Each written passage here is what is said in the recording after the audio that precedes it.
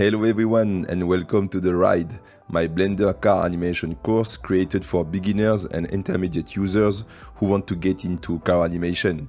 I'm so proud to present this project.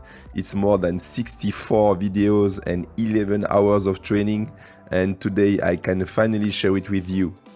In this course, you are going to cover all the topics you need to master in order to create your own 3D projects, such as environment design, lighting, animation, camera framing for TikTok, Instagram or YouTube short, smoke simulation, DaVinci Resolve, sound effects, and the list goes on. I will also provide all the necessary assets that you need to follow along.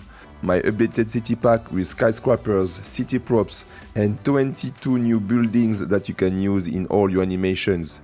HDRI magic to create realistic animations in a few clicks, and with the collaboration of Ashworth Cars, 3D Shaker, and Zephyr 3D, you will also get this C63 AMG, this Audi RS5, this Corvette C8, and this beautiful Mustang. Yes, everything is included in this course.